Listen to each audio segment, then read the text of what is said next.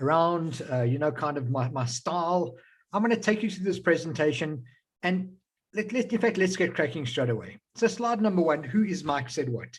And you'll see there that I've written, it really doesn't matter who I am. It only really matters what I can do for you. And this is one of the really big challenges that I'm finding at the moment, is when asked to describe their business or themselves, people go into this long soliloquy, something straight out of a Shakespearean play about almost like, what's his name? The guy chatting to Laertes, Polonius to Laertes, who goes on to say how wonderful life is. What people really want to know from you is only one thing.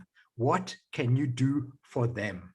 That's all they're interested in. Every single time when they ask you, who are you and what do you do, they really want to know only one thing from you, and that's what you can do for them. So let's see what I can do for all of you today.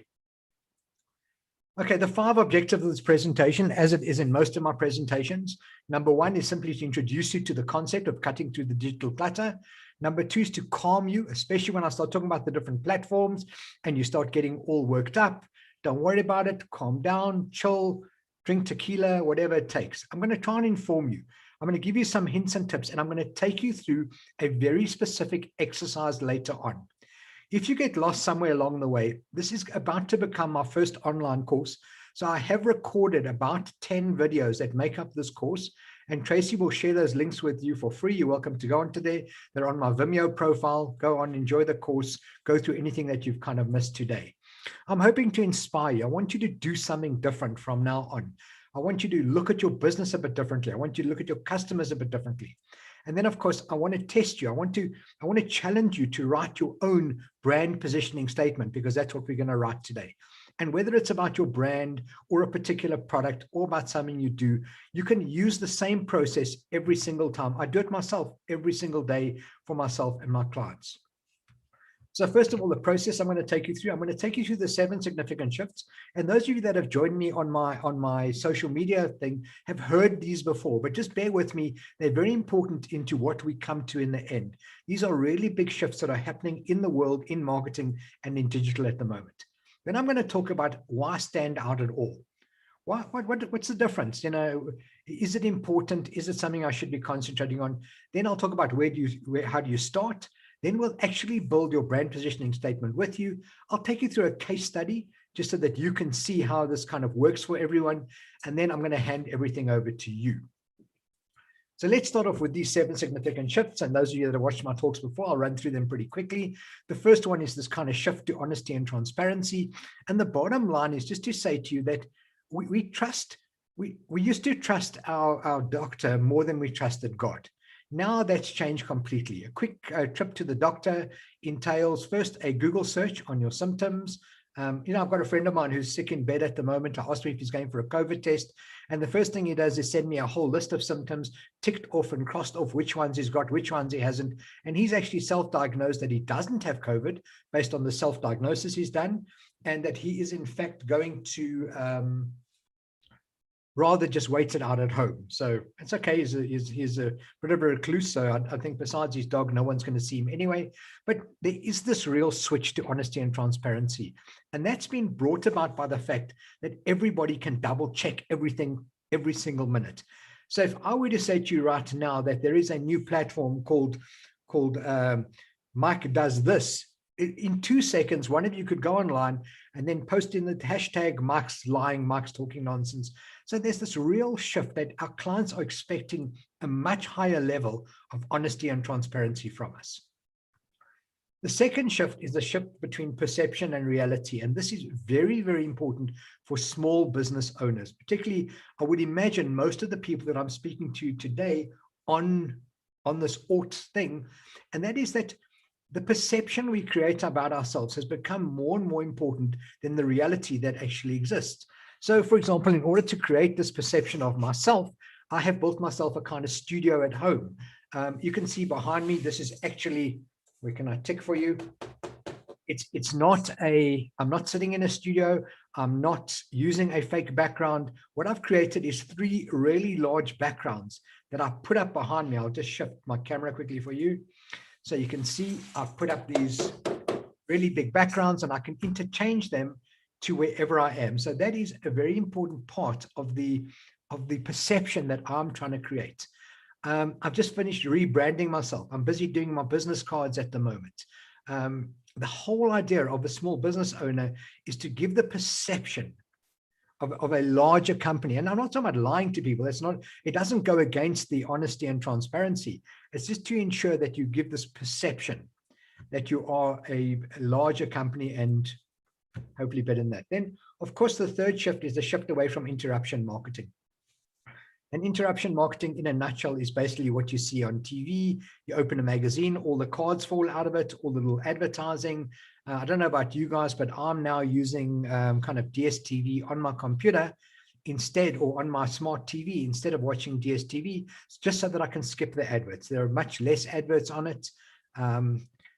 Look, obviously, some interruption marketing you can't avoid. Those of you that heard Cyril talking the other day will have noticed that all of a sudden, while he's talking, African Bank have a little lower third. That's that thing that comes up along the bottom, that little frame that goes around the TV is known as the lower third advertising, because you can't really get away from that. You're not suddenly going to switch channels while Cyril's speaking to us so that you avoid that advert. So that's become an effective way of people kind of being able to interrupt us without us moving away. Another very effective form of interruption marketing is actually radio, because while we're driving in our cars, very few people switch radio channels when an advert comes on. So if you have a budget, if people ask me, where should I be putting my money? If you have some kind of budget, I would look at radio. And a lot of the radio stations offer really good packages for first-time marketers. So, but there is a switch away from interruption marketing, and that you need to be aware of as well. Number 4 is this massive switch to show, don't tell. And here I have to include video in this. It's becoming more and more important that you're able to show people what you do and not try and tell them what you do. And a really good example of that is if you have a kind of tech issue. In the old days, you would go first to go dig up the old instructions, which you probably all keep in a kitchen drawer somewhere. I remember in my old house, we had there's the fridge instructions, the dishwasher instructions, the hi-fi instructions. And you'd pull this out and you'd unfold it and you try and find the English section and you'd try to follow through. Then it became easier to go onto the internet and actually download the PDF. Now we've even dispensed with that. The moment you've got an issue, the first thing you do is you go to YouTube, you type in your problem and you watch a video of somebody doing the exact repair or the work that you want. Now, one of my hard drives crashed the other day. And when I phoned my tech guy, he kind of gave me the bad news and said to me, sorry, Mike, that's it. Throw the hard drive away, use it as a paperweight, but there's absolutely nothing you can do with it. I went onto YouTube, typed in the problem, and in 5 minutes, did a small little thing using my, I'm not sure what they call that thing at the bottom, little black screen that you type in, because I'm certainly not a programmer. And I had this hard drive sorted out. So your ability to show your clients what you do and not just to tell them is becoming more and more important. And this is where video is creating a massive opportunity. You know, if we were to go back about 20 years, to reach 1 billion people, you would have to be Coca-Cola. You would literally have to have the budget of Coca-Cola, be able to market all around the world. Now, a kid in a garage creating an app can reach 1 billion people in a couple of weeks' time. I've had 1 or 2 insanely crazy videos that have gone out and had 500,000 views. I mean, I've got a little YouTube video that I made a couple of years ago that's sitting on about 2.6 or 2.7 million views. That's remarkable to think that you have that ability by turning something into something that people watch and not trying to tell them, you can get your message out there to everybody. So as I say, massive switch to show, don't tell. Targeting and segmentation is the one thing that we are going to be talking about more than anything else today. And that is the ability to narrow down your target market. And the great expression that I like is we're looking for a target market that's 1 inch thick and 1 mile deep. And just to explain that, that means I'm going to push you to really identify your target market, to describe them, to see this avatar in front of you, to be able to see almost a living, breathing human being in front of you. And if you think, here we are, let's all do a quick exercise. Grab a pen and paper. In fact, you won't even need a pen and paper. I'm going to ask you some questions. I want you to think about these answers in your mind. I want you to imagine that the South African Post Office is a living, breathing human being standing in front of you. and you see the post office in front of you. Now, I'm going to ask you some questions. Number one, is the post office male or female in your mind? Just think about the answer. I'll come back to them right now. Second question is, how old is the post office? When you see this living, breathing person in front of you, how old is the post office? Number three is, where does the post office live? Number four, what does the post office drive? Number five, what does the post office drink? And number six, would you be seen out in public with the post office? Now, I've been doing the same little quiz for probably over 100,000 people by now, and the answers are always the same. Almost everybody says the post office is a male. Occasionally, someone will say a female, and I'll come back to a bit later, but inevitably the answer is male. When I ask how old the post office is, I get somewhere between 70 and 100, and sometimes ancient or 200. But it's never a young person. It's always a kind of old male that you're seeing in front of you. Where does the post office live? Well, I can assure you, you didn't mention anywhere near you. So, for example, if you live on the East Rand, you probably said the West Rand. If you live on the West Rand, you probably said Benoni or Broxburg or Brakpan. If you live in Joburg, you probably said Pretoria. If you live in Cape Town, you might have said Belleville, but it's never anywhere near you. What does the post office drive? This is often very specific. It's a Toyota Corolla or a Ford Bucky or a bicycle.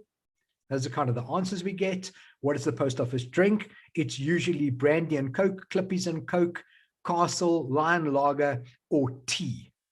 Now, very often the people that chose a woman would then say tea when it comes to this part.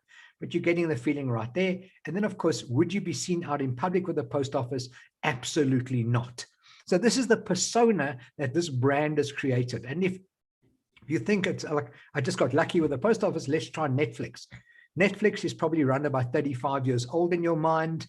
It's kind of male or female, doesn't really matter, but where does it live? Upmarket, gated community somewhere in Sandton or Sandown. What does it drive? A fancy 4x4 or a convertible? What does it drink? Chardonnay or cocktails? And would you be seen out in public with it? Absolutely. So this ability to create a persona is what I want you to do. I want you to be able to look at your target market and say, my ideal target market is a woman between the age of 35 and 45. She lives in the following area. She drives the following car. She has X amount of expandable income in front of her. She likes to wear the following kind of clothes, and she likes to have her hair done at Urban Sass in Sandton. There's a little punt for Mandy from Urban Sass. That's how specific you need to be about your target market. And at the same time, you need to understand that that target market is deep enough. It's 1 mile deep, that there's enough business in that target market for you to succeed. The next one is integration and consistency. And this is this kind of, what you'll see now is, like, for example, let me show another, let me see if I can find you one. I'm going to transition to another one. So this is my old branding that I changed yesterday. So I've changed from yellow, I've now changed to orange. I've changed my Mike Said What logo. What I've now done, I'm going to transition back to this one. I've now brought in a new logo. So the first thing I do is I quickly go and change as much as I possibly can. Bring in my new logo. I'm busy with my new business card. I'm updating my own website at the moment, because it's very important that people see this integration and consistency across all your platforms. Later on today, I'll move on to LinkedIn, and I'll change everything on LinkedIn. Yesterday, I posted on Facebook. I posted my new banner and my new profile picture, just introducing my new brand. And what I'm saying is that's how important it is for you to have this integration and consistency across everything that you do. Your presentations have to look like your videos. Your videos have to look like your website. You have to spend the time, effort, and money, because this goes back to perception versus reality. It's about creating a perception of the brand that you're trying to develop. It is so easy to do. This is the part that I kind of get a little bit frustrated with. Those of you that have been on my Canva course know how easy it is to use Canva, to create your entire brand on Canva, to create brand color palettes, to build your own new logo if you want to do it. My entire logo was built on Canva yesterday. So please put in the effort, put in the work on this integration consistency. It'll make a huge difference to how you are perceived, going back to point number 2. And then, of course, shift number 7 is this disruption that we're seeing in our lives, this this absolute and total disruption. And, there are so many industries that are so absolutely sure that they can never be disrupted. Doctors who for years thought they couldn't be disrupted. And now all of a sudden I can go to Discovery and I can, Discovery or I think Discam Pharmacy, I can talk to a doctor online. I can almost have a consultation that I would have gone into the doctor's rooms, waited a couple of hours, got frustrated, then be charged 600 Rand for 3.5 minutes that I stood there while he told me to go and take some Panado. And I'm not knocking the doctors. They do an incredible job, but even doctors have been disrupted. The entire restaurant industry was absolutely convinced that they could not be disrupted. I mean, how can you disrupt the fact that people want to go out and eat food?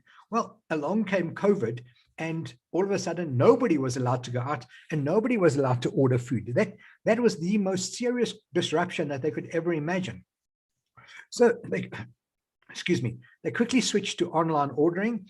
And what this created was a people like Uber Eats and Mr. D, who actually now own their database. They own that customer. They don't even get to talk to that customer directly anymore.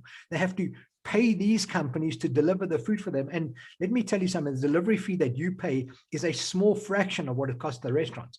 The restaurants pay somewhere between 25 and 30% of the price of your meal to those companies, which make them kind of borderline profitable. So there's another industry that was disrupted. I mean, there are so many. We all know that Uber completely has disrupted the taxi industry and created a whole new market. I mean, I would never have thought, I'm flying to Cape Town tomorrow. I'm going to wake up in the morning. I'm going to call Uber. I'm going to leave my card home. Uber will take me to the airport. They'll drop me off there. When I come back, I'll phone them. In the past, it would have been get in my car, drive to the airport, find some secure parking, pay for 4 days of parking. Phone the bank first for a larger overdraft, then pay for 4 days of parking, and then move on. So for the cost now, it's probably going to cost me 140 Rand there and 140 Rand back, and everything's taken care of, and my car's locked up at home. A total disruption, even to parking. There's another little thing, even parking has been disrupted at the moment. So everywhere around you, there's disruption going on. You need to look at what's happening in your own life. Look at your own business and say, what am I disrupting at the moment? What am I changing? And then another thing you really need to do is look and say, okay, who could be disrupting me? What do I do? What could they do easier? The speaker industry, the whole speaker industry was disrupted by the fact that we can't attend conferences. So you need to really up your game on that side and make sure you have talks to deliver, you have videos to back it up, that you have giveaways for people. Everything the whole world is being disrupted at the moment. Some of it we love, some of it we don't love, but look at your own industry and see where you're going from there. So now here's a question for you. Why should I bother standing out at all? Well, I want you to do me a favor. When you get a chance, just visit internetlivestats.com. In fact, I'm going to put that on another screen here quickly while I look away. Internetlivestats.com. I'm going to click on that. I'll just watch it at the moment while it's running, and I'll tell you what's happening on Internet Live Stats as we speak. It's busy retrieving data. Currently, there are 4.9 billion users, internet users right now. There are 1.863 billion websites, and it's climbing as we're speaking right now. Somebody's registering and creating a new email. 130,000 million emails are being sent every single day, and I can watch that climbing. 3.8 billion Google searches, and so it goes on. 44 million Instagram posts, Tumblr posts. There are 2.8 billion active Facebook users right now as we speak. 374 million tweets have been sent this morning, and so it goes on. And the whole idea that I want to show you is that you really are not alone. Every time you send out an email and then you think to yourself, gee, I wonder why they didn't read my email. Oh, gee, I wonder why they didn't respond to me. It's because people are absolutely inundated every single day with choice. But before I go on, that means there's a massive opportunity, because your market is not the 15 people that live in your townhouse complex or the couple of hundred people that live in your area. Your market is a total of 4.9 billion users out there right now that you could be talking to, you could be doing business with, you could be exchanging ideas with, you could be learning from. It's a massive market, but please, we are not alone. And that is the number one reason why it's become increasingly important for you to stand out every single day and in everything that you do. So now we're going to get on to today's exercise, which is creating your brand positioning statement. And the first thing that I want to reiterate, which I said to you right in the beginning, is people don't buy what you do. You buy what you will do for them. I cannot stress this enough times. I was fortunate enough I used to do live talks in the old days when we were still allowed to do live talks. I would do live talks for Nedbank small business owners. And what I would do is I would step out into the audience. I'd walk up to somebody and I'd say, "Hi, my name is Mike Said." And they would look up at me, give me a really big smile. Then I'd talk to the audience and I'd say, "What a wonderful smile." But in the back of her mind, what she really said was, "So what?" Then I would say to her, "I've got a little company called Mike Said What?" And once again, she'd smile. And once again, in her mind, she'd say, "So what?" Then I'd say to her, "I've got hundreds of customers and clients all around the world." And once again, big smile, but once again, "So what?" Then I would say to her, "If you give me 15 minutes of your life, 15 minutes of your day, I'll turn your life around for you." And she'd say to me, "Please sit down." She wasn't interested in my name. She wasn't interested in what I'd done. She wasn't even interested in my clients before me. All she wanted to know was what I could do for her. And only when I told her what I could do for her was she prepared to listen to me. So the first thing you want to do is go back to your websites, go back to your emails that you send out, go back to everything and say to yourself, am I telling them what I can do for them? That old expression, with them, what's in it for me? That's what customers are asking every single day. And let me tell you something, unless you were incredibly bored and had nothing to do this morning, you too asked that question. You said, what's in it for me? What's this talk going to be about? Am I going to get benefit from this particular talk? And I'm hoping the answer to that is yes, you are. So we are going to work together to create a brand positioning statement. And it doesn't have to be a brand positioning statement. It can be a product positioning statement. It can be a talk positioning statement. It can be a campaign positioning statement. But everything, you need to understand what's happening so that you can create the assets that go with it, and you will use them to create this brand positioning statement. So the first thing I want to tell you about a brand positioning statement, it establishes what you stand for and how you compete. This is kind of one sentence. You don't even have to tell the public about it. You have to have it in your mind. You have to understand in your mind, this is my brand positioning statement. So when an opportunity comes along that's way outside of your brand positioning statement, you need to step back and say, hang on a second, is this really for me? I know I need the money right now. I know I'd like to take on this task, but is it going to detract from what I'm actually out there to do? The second thing is it identifies the way we want our consumers to think about us in the context of other similar offerings. How do we want to stand out from the competition? There are lots of people that do marketing. I go out of my way to put myself forward as the guy that helps you sell more stuff to more people, more money, more often, more efficiently. I'm very direct about it. I've tried to cut out the kind of soft sell. Oh, don't worry, I'll help you appear this. And that's what it's about. Thirdly, it creates an enduring, sustainable, competitive advantage based on perceived quality. So very importantly, it's perceived quality. It's quality in the eye of the beholder, in the eye of your customer. And you need to give yourself a competitive advantage. It needs to be a reason why people will come to you as opposed to someone else, because if we go back to Internet Live stats, we understand just how big that market really is.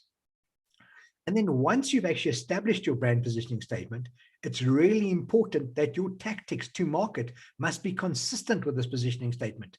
And you'll see as we go through the statement, it's made up of 4 very, very distinct sections. Once you've got it, you need to make sure that you're delivering on it more than anything else.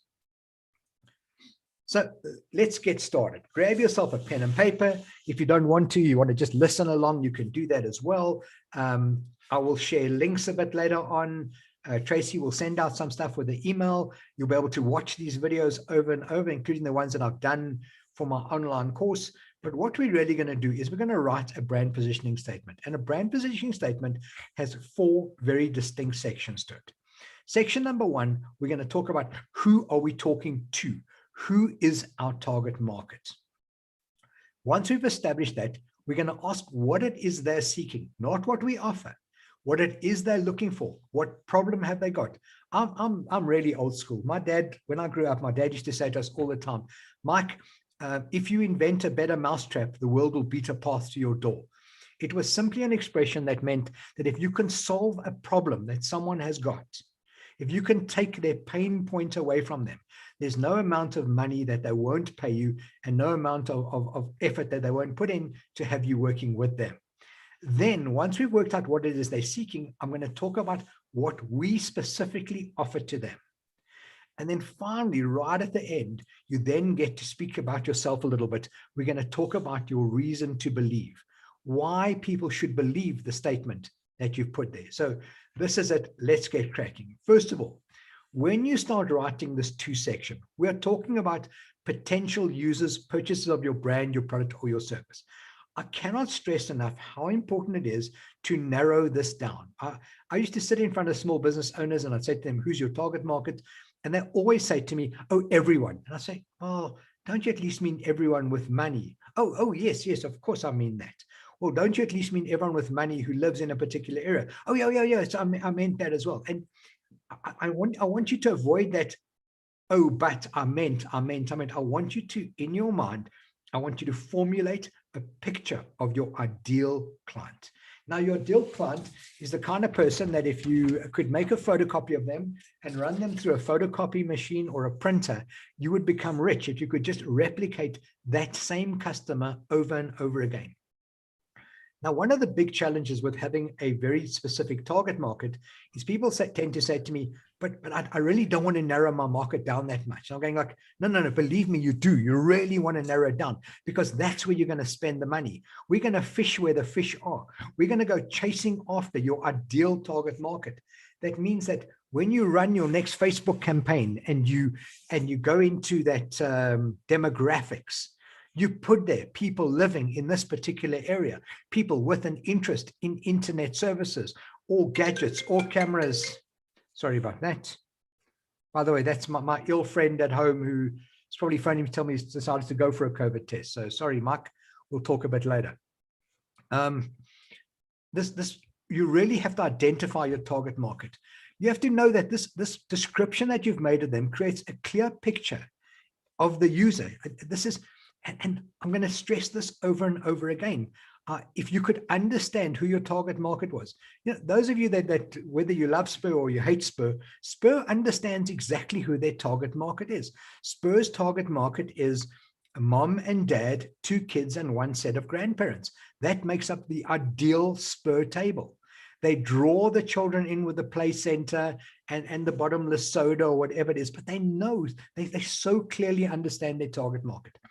And I can promise you that every single brand that is successful, just go and look and you'll be able to see how clearly they understand their target market and understand where to talk to them. So that's your first step, is identifying this. Then you need to ask yourself, this target market that I've selected, are there needs of this group that are currently not being met? Where am I going to fill a need for them? Am I going to be just another me too, or am I going after a very specific need and a very specific market, not Pacific like the ocean, specific?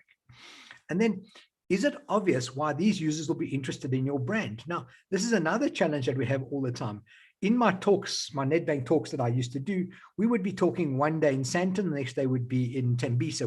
We're going from major centers to townships all the time to cover a big base. And whenever I went into a township, I'd always say, wow, guys, you can't believe this. On my way in this morning, I noticed a massive, massive business opportunity.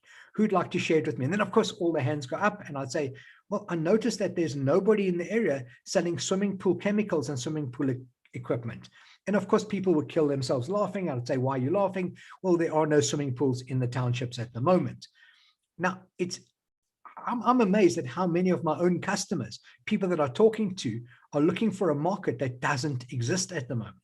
And now not only do they have to create a product, they have to create a market, and then they have to create a need within that market. So be careful. Please be sure that you insist. So the first thing you're going to do is on that piece of paper, you're going to write the words to. And underneath that, you're going to write a full description of anything. You can put there to entrepreneurs, but please don't make the mistake of saying to entrepreneurs who need the following, because we're going to come to the seeking section next. Right now, I just want you in as much detail as you possibly can to describe your target market that you're going to go after. Not necessarily the one you have at the moment, the one you want to go after. So the next thing we're going to do is we're actually going to write on the top of the piece of paper the words seeking. And now we're going to describe what it is that these customers are seeking. So they're seeking an easier way to clean their floors. They're seeking someone to help them with their car service. They're seeking an online ordering system that does the following for them. They're seeking a gadget. Mr. Levy, we're looking for a gadget that does the following thing. I've got a million little gadgets here on my desk. I'd like to share pictures with you one day. Something that holds my camera, little ring light. My microphone is actually up here, hanging from above my head. And each one of these required me buying a little gadget to hold something in place. But I didn't go and say, oh, wow, I like that microphone stand. What I said to myself was, wow, what a wonderful way to have the microphone close to my mouth without being in picture and with me still being able to type. So I was looking for the solution that it did. So that's what I was seeking at the time. I was seeking a solution. So please, on this piece of paper where you write seeking, I want you to tell me what your target market that you've selected are looking for at the moment, what it is they're seeking. Does the chosen playing field highlight your advantage? So, for example, can you fulfill this need for them? Can you answer the questions that they've got at the moment? Are you in a position to solve their problem for them? And then can the consumer identify with this frame of reference? Have you put it in such a way that they would go, oh my good, this is definitely me. There's nothing better than creating a video that starts with 3 short little questions. It says, are you struggling to? And then you kind of name 3 things, because what you're doing, you're saying to the target market, I understand who you are and I understand what's paining you. So give me another 90 seconds and then I'll show you how to solve that problem afterwards. So can the consumer identify with this frame of reference is really important. And then is it obvious to the user that this need exists? Now, this is quite an interesting thing. Henry Ford, the owner, or sorry, should I say, the founder of the Ford Motor Company, was famous for having said, if I'd asked the public what they wanted, they would have told me faster horses. So this is not about you asking your customers. This is about you being able to identify a need in your customers and then offering them a solution that is, slightly out of the box or something that they haven't seen before. That's where you come in. That's what we're seeking. So take some time to write this out. Don't worry about getting it right the first time. Write out 10 points, 7 points, 3 points, a whole page of stuff. Some people, I was working with a guy the other day who likes to work on mind maps. It was incredible to watch him use my process and turn it into a mind map as he went into his target. It's a brilliant way to do it. In fact, I need to now teach myself how to do mind maps just to be able to do that. And there is some incredible mind mapping software. Let me just see if I can find you a link to it. Mind mapping. What was, I'll come up with it just now, but I think I'll find it for you and then I'll send it out with a link for you. There are free mind mapping software that you can use just to do this. So you'd have your 4 blocks, your 2 seeking, I offer, and then you'd branch out till eventually you have the statement in front of you. Because by the time we finish, we are really looking for one single statement. So now we've identified what it is that they're seeking, and now we get to tell them what it is we offer. What do we offer them? What is our reason for being? What can they associate with us? I mean, I'd like to think that when you think of Mike Said, you think of someone that can offer you a digital solution, someone that can offer you knowledge. This is the persona that I'm trying to create. I'm sure sometimes I'm successful and sometimes I'm not, but that's kind of what I've got in mind when I go out to do that. So what it is that you offer, and be very specific. I offer the following solution. I offer roller blinds. I offer soundproofing for small studios. I don't mind what it is, but I want you now to state the things that you offer. Do you believe that what you're offering will have benefit to your customers? You need to be, the problem with, not the problem, the challenge with this statement is that you need to be very blunt and specific with yourself. You really do. You have to say, yes, this is something that I offer and I can do this better than my competition. Then you need to ask whether or not this offer has an interest to your consumer. Now, if I'm losing a little bit along the way, please afterwards go back, watch the videos, go back to these sections, go through them all again. But I cannot tell you, I can't stress enough that if you can get this brand positioning statement right, you will see a massive change in your interaction with your customers.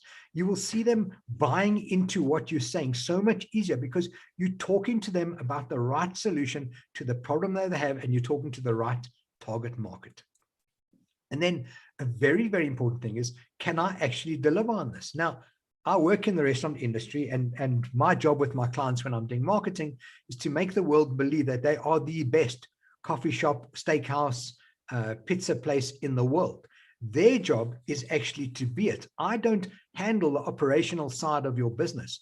I need to know that when you make an offer to your clients, if you're a life coach and you're offering them a particular solution, are you able to deliver on the solution that you're promising?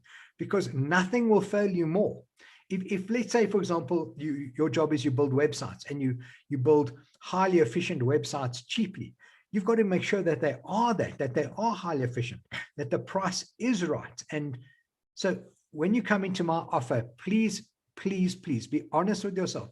Be brutally honest with yourself and only put in things here, not that you'd like to be able to offer, that you can actually offer to your clients.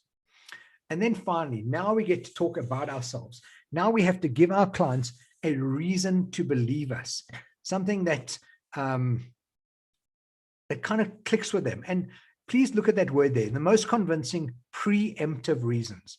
Now, I know, let's say, for example, I'm talking to a group of restaurant owners that I'd like to secure some business with. I know that I only have to use one sentence. If I say to them, I won Brand Builder of the Year at the Franchise Association Awards when I was the marketing manager for Mug and Bean, who I joined when they only had 9 stores and left when they had 95, that in itself is enough to sell me to somebody.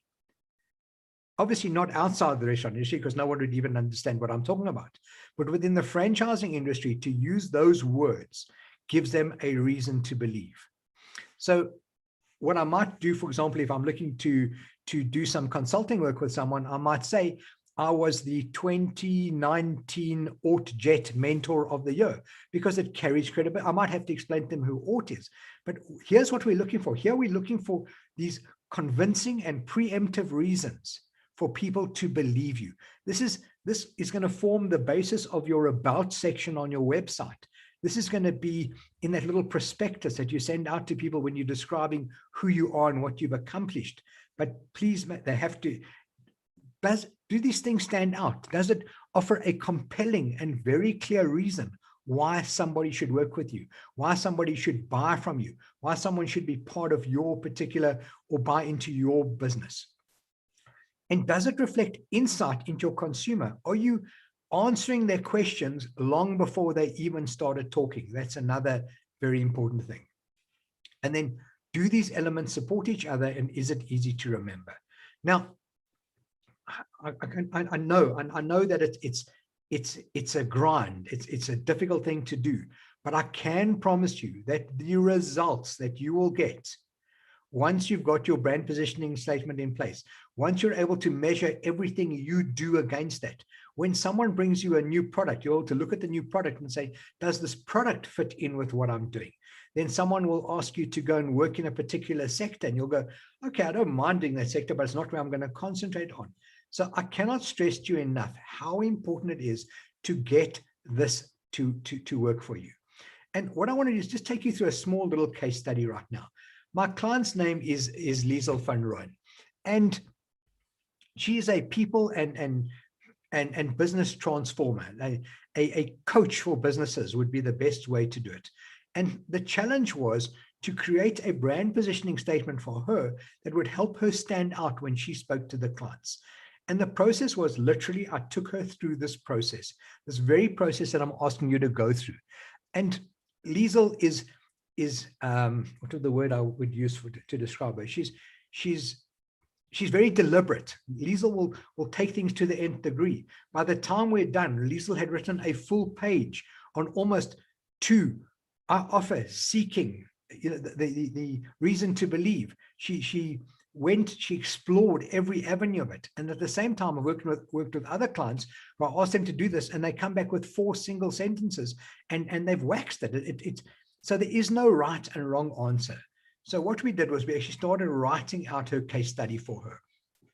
And then what we did when we got to the 2 section was we said and just let me move my camera slightly, so please excuse me if I go out of picture. In fact, let me rather just move this to the other screen. When we wrote it, we said 2 entrepreneurs who have a sincere and authentic desire and work ethic to break through and are prepared to explore both goal setting and psychological principles required. So Liesel was very, very specific here about who her target market was. She wanted to talk to those entrepreneurs, not all entrepreneurs, not people, what would the words be, who are not quite entrepreneurs yet, but are thinking of leaving a business. She needed to be very, very specific. Then I asked her what these people are seeking. And she said they're seeking a breakthrough and ultimate success on a business and personal level. So once again, she knew what the outcomes were that her clients wanted to achieve. And that's so important to her. Then I asked her, what does she offer? And she said, I offer a tried and tested blueprint that encompasses a personalized process that will help them navigate their journey to success. Now, when you're selling something that's a little bit, what's the word I'm kind of looking for here? It's not a product or service that someone can hold in their hand and identify with. What really puts your client's mind at ease is if I see there intangible that intangible. Thank you, Andrea. She got the word for me. When you're offering an intangible product, as opposed to something that you're holding in your hands. I love it when I've got a little dictionary. You see my little, thank you so much, my Mrs. Wikipedia, I shall call you from now on. When you're dealing with an intangible product, people really like to know that there's a process or steps or a blueprint. Those are very, very important words.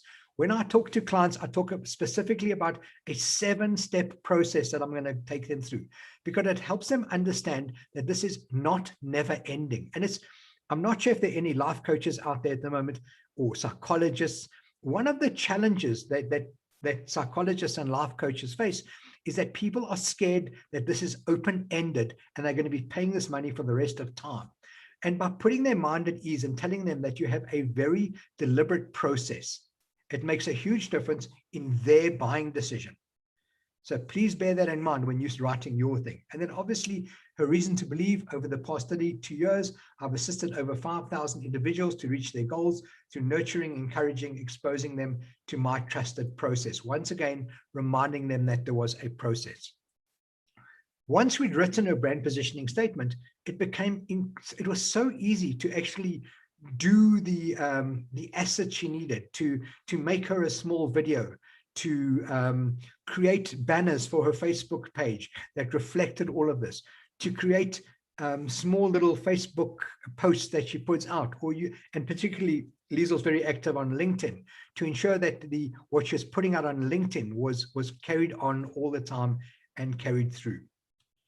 So I've just lost my little clicker. There it is.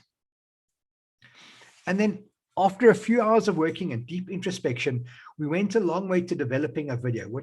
The insight that I was able to glean from this made it easy for me to write the script.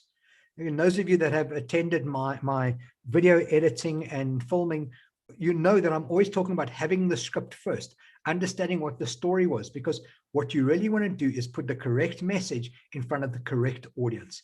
Now, very often I'm asked by people, they'll say to me, geez, Mike, you know, I'm so active on Facebook. I'm so active on Instagram. I'm putting out pictures all the time. In fact, I do a newsletter once a week, but my problem is that nobody's reading my newsletter and no one's buying from me. It's not the fault of your audience. Unfortunately, it's our own fault. We're not delivering the message that they want to do. We're not giving them real, regular, relevant information all the time. We're not addressing their concerns. What we're doing is we're saying to them, wow, look how good I am. This is what I do. Whereas all they really want to hear from you is, what are you going to do for them? What product do you have that's going to make their life easier? What little gadget is Ellen going to sell me that is going to change the way I do business, that I might not even know that I need it? But when I see it, and when he puts it to me, and when he shows me that little gadget solving a problem that I've got, all of a sudden I'm sold. In fact, he doesn't even have to do anything. I will come and buy. And then when it comes to deliverable, and really I need to stress this, the other day I was in Pick n Pay. It was the end of the month. I was in the Pick n Pay Norwood hypermarket. Every time I go there, I ask myself why I do. And this time I've convinced myself that I'm actually not going to go back. It's Friday morning at the end of the month, and I think they had 2 cashiers on duty, 2 or maybe 3 cashiers on duty. And and I'm thinking to myself, this is a company that spends billions of rands on researching who their customer is, tracking their customer, putting adverts, convincing me to walk in the shop. And then when I walk into the store, they're not able to serve me because they haven't got the correct manpower. So this to me it's a massive failure that we're seeing in South Africa at the moment. People spending all this time on drawing customers into them. Whether you're a life coach or you're a hairdresser or you're a marketing guy like myself, making promises that we should be able to keep, but when it comes to delivery, we are just not delivering on it. So I can't stress enough to you that I'm going to open it to questions right now. The session's gone really nice and fast. I want you to, in fact, let's have somebody, I want someone to speak up. Tell me who your target market is. I want you to describe your target market to me in as much detail as possible. Who's brave enough to step forward?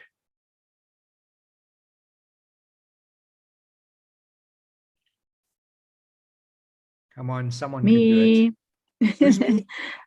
Me, Sarah. Okay, Sarah, tell us about your target market. So my target market is emerging entrepreneurs that, yes, have money and are seeking to professionalize their brands and get brand exposure. Wait, stop. You're already telling me what they're seeking. Tell me more about your target market. Do they already have a business, or they're thinking of going into business? They already have one. It's just that they don't have an identity. Like, they're sort of like a hidden gem and are wanting to professionalize. No, you're still describing their problem to me. I don't want to know their problem just yet. Okay. So they have an existing business, yes. It's an existing business. Are they a one-man show, a two-man show, a small company? They are a one-man show or a two-man show. Could be in a partnership. We're talking kind of solopreneur, someone working on their. Yes. Okay. Now tell me what they're looking for. What are they seeking? They are seeking to professionalize their brands by having a corporate identity. No. What are they seeking? What is that? What's that identity and what's that brand going to do for them? It's going to allow their customers to get to know them so that they can connect and sell to them. So what they're seeking a connection with their customers to enable them to market. Yes. They don't actually know that they need a new brand. They don't know they need your help. What they need in their minds right now is they need more customers to identify with them. Okay. That's what they're seeking. You're going to offer them branding. You're going to offer them all of that. But, yes, I am. Right. But right now, what are they seeking? They're actually seeking more business. So And now we have Okay. to solopreneurs or small business owners seeking to increase their share of market, seeking to lift their profile within their industry. These are words you might be using. Yes. Now tell me what you're going to do for them. What do you offer them?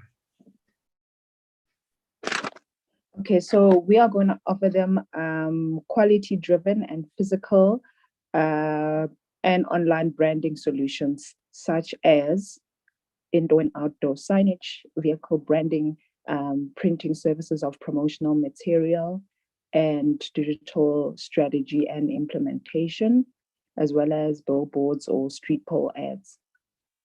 Okay, now that's it's very broad. And I'm going to say to you that most small business owners and solopreneurs that you're talking to are not going to be doing street pole. They're certainly not going to be doing billboard.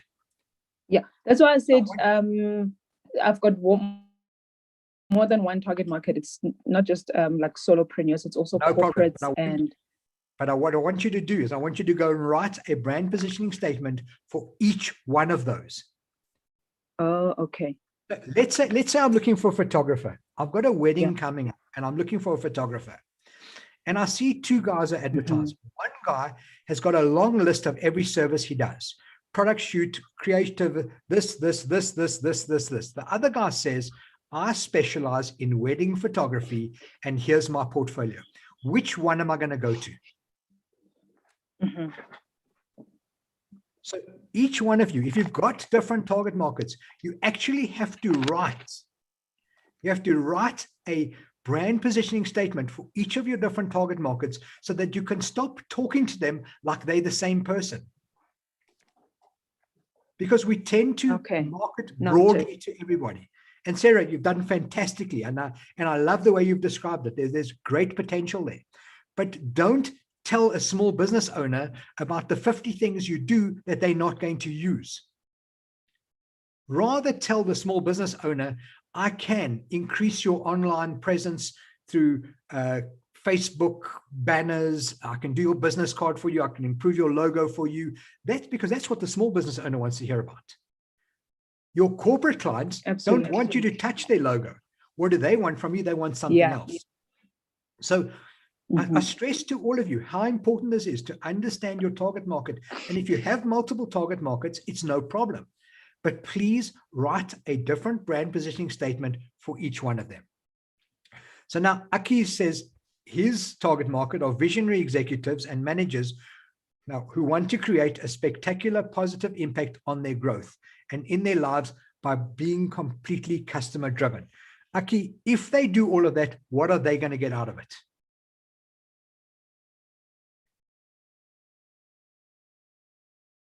Are you still there or are you on mute?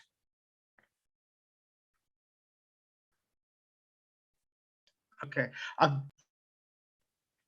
You're back on mute, sorry.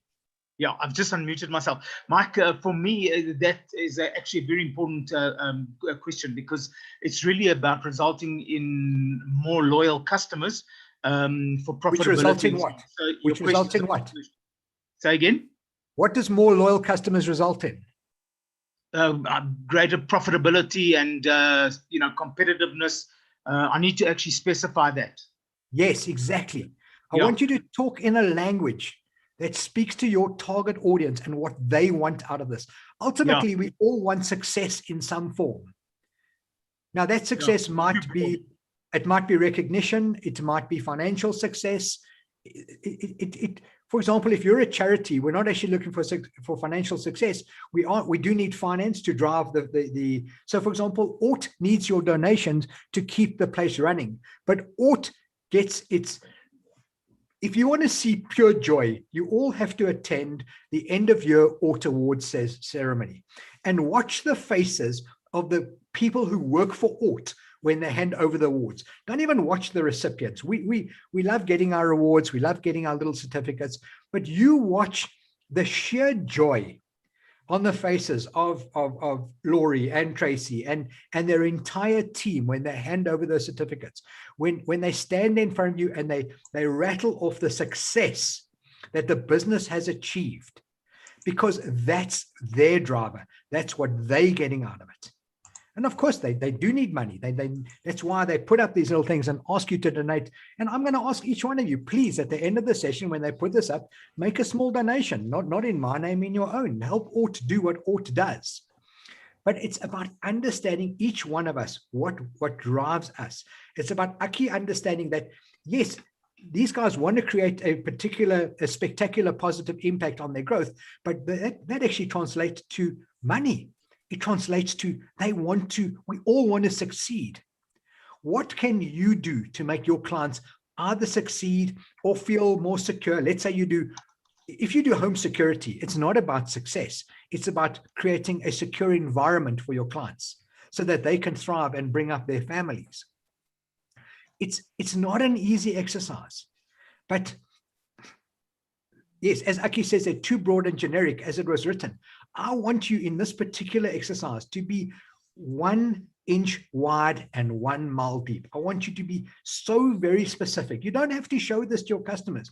You can have a sign in your office that says, I'm a greedy bastard who wants to make a lot of money. I don't really mind. You see, there Les is talking about turnovers 50 million who want to achieve a level BEE for less than 200,000. That's Les Shapiro. That's specific. Now we know the market you're talking to. When some guy comes along and his company's only got a turnover of 1 million rand, he would be kind of wasting your time. That doesn't mean you won't help him, but you know you're going to be fishing where the fish are. I can promise all of you the greatest success you will achieve is if you can narrow this target market down and start talking to them in a language that works for them, giving them the answers to the questions that are sitting in the back. Most of them won't even ask you these questions. Your ability to just, like if Les were to start an advert by saying, hi, is your company, and it gives the following size, and do you want to achieve a level 2 BEE? If the guy says no to those 3 questions, he's not your target market anyway. I don't mind if he doesn't watch the rest of the video. I want the people that you're talking to be unbelievably interested in what you have to offer. So let's say, for example, you sell, let's take blinds and bars, Nadine from Blinds and Bars. Now, she's not talking to people who are renting. People that make those kind of improvements to their homes either own their homes or they're in offices, but that's not, rental is not her market. So she could be very specific about it and she could talk to them. Let's see what Trevor says. Mark, this is difficult for me because the answer to the questions will vary depending on which product I'm selling. Dozens of products. Yes, Trevor, you do have them, but at the same time, most of those products can probably be grouped in small groups. So in other words, tech products that do the following would fall under one category, and tech products that do another product would do another category. But your target market, even if you don't describe each product, you do offer a very specific solution to a market that has a problem. So take the time, watch the videos. Tracy, if you don't mind, you can post the links here on in the chat. I think there are 11 videos in the series. You need the link to be able to watch them. That's part of it. It's about to become my new online course. It's pretty much what I've covered today. Maybe it'll give you more time to be able to pause, go back, watch, read, do this exercise. I can't stress enough. The benefit to you and your company, to yourself personally, will be incredible. You'll watch a turnaround. Is this all the getting? Why the links look so crazy and big? It's better in the email, which I will be sending out afterwards. Okay, I'll tell you what, I'm going to post them quickly. Copy.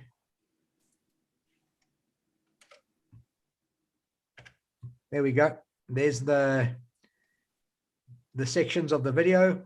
Please feel free to watch it, enjoy it, send me some questions. My contact numbers are up there, 081-398-2190. As I'll always ask a million times, please don't send me voice notes. I simply have got to the point where I actually don't listen to them. It's the only way I can get my clients to stop sending them to me. I'd rather have a conversation with you, discuss things with you, send me a message. If you want to talk about your brand positioning statement, I'm only too happy to help you. There is so much you can get out of this. This is not a feel good today. I'm sorry. I apologize in advance. Today is not about feel good. Today is about, hey, this is what I have to do because I want to reach my goal. I want to make more money. I want to turn this into a business. That's what today is about. I want to put in the effort, and you can. You put in the effort, go mad, make some money, see some success. When you've finished and you've now got your brand positioning statement, don't forget to join me for one of my Canva courses, and I'll show you how to create your online presence. Then come and join Ort for one of the millions of courses that they do all the time. This little university. But that's me. Thank you all once again for joining